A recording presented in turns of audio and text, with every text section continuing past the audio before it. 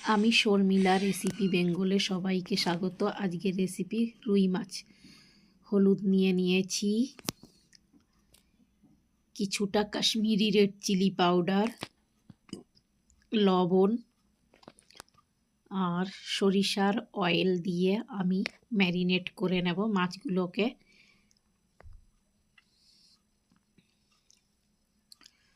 এইভাবে ম্যারিনেট করলে খুবই ভালো হয়। তারপর ভেজে নিলে, যে রেসিপিটা আমি তৈরি করছি দেখতে থাকো, তাহলে বুঝতে পারবে। এখানে আমি কিছু মশলা নিয়ে নেব, সরিষা, তারপর নিয়ে নেব হচ্ছে ধনিয়া পাউডার, যেটা তোমরা গোটা ধনেও নিতে পারো। সঙ্গে নিয়ে নেব যেটা হচ্ছে জিরা পাউডার।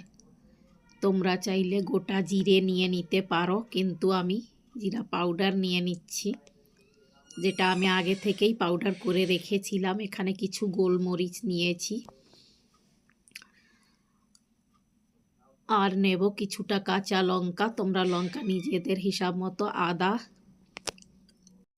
এবার নিয়ে নেব কিছু রসুনের কোয়া, আর থাকবে সঙ্গে ধনিয়া পাতা আর ধনিয়া পাতার ডাঁটা একসঙ্গে, কিছু টমেটো একসঙ্গে আমি পেস্ট করে নেব মিক্সি জারে দিয়ে। তোমরা চাইলে টমেটো আলাদাও পেস্ট করতে পারো, আমি একই সঙ্গে পেস্ট করে নিচ্ছি। কিছুটা জল দিয়ে নেব, একবার একটু চালিয়ে নিয়েছি, একটু জল দিয়ে তারপর আমি পেস্টটা তৈরি করে নেব। এদিকে আমি কড়াই গরম হওয়ার পর দিয়ে নিয়েছি কড়াইতে অয়েল। যে মাছ আমি ম্যারিনেট করে রেখেছিলাম, মাছটা আমি ভেজে নেব। এদিকে টমেটো রান্না হচ্ছে,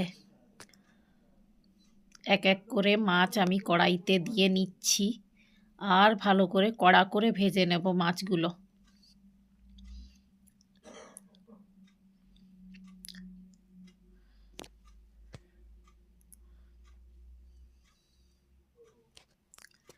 মাছ ভেজে নিয়েছি, বাকি মাছগুলো আমি ভেজে নেব একইভাবে। কিছুটা অয়েল দিয়ে নিয়েছি, চক্রফুল আর সঙ্গে হচ্ছে বড় ইলাইচি ফড়ঙ্গে দিয়ে নিয়েছি। এবার যে পেস্টটা আমি তৈরি করেছিলাম মশলা, আমি কড়াইতে দিয়ে নিচ্ছি।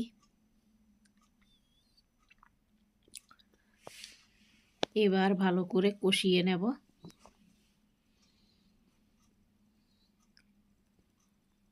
এবার দিয়ে নিয়েছি কাশ্মীরি রেড চিলি পাউডার, দিয়ে নেব হলুদ পরিমাণ মতো, আর সঙ্গে লবণ, যেটা তোমরা তোমাদের হিসাব মতো যে যেমন খাও সেই হিসাবে লবণটাও অ্যাড করবে।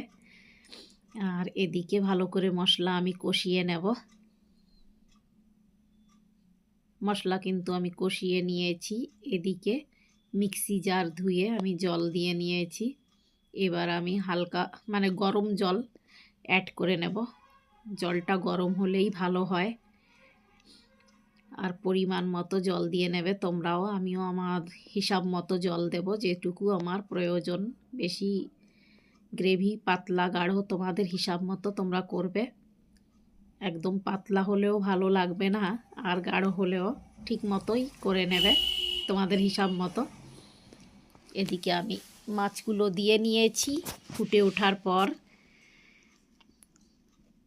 গ্রেভি, আর এখানে দিয়ে নিয়েছি কিছু কাঁচা লঙ্কা। দেখো কিছু সময় পর হয়ে এসেছে। এবার আমি গরম মশলা অ্যাড করে নিয়েছি। নেওয়ার পর এইভাবে মিক্স করে নামিয়ে নেব। তোমরা চাইলে গরম মশলাটা স্কিপ করতে পারো, গরম মশলা না দিলেও ভালো লাগবে। একবার এইভাবে তৈরি করে দেখো, যদি ভালো লাগে লাইক কমেন্ট শেয়ার করতে ভুলো না। সঙ্গে সাবস্ক্রাইব করে দিও, বেল আইকনটাকে ক্লিক করে দিও। ভালো থেকো, বাই। নতুন নতুন রেসিপি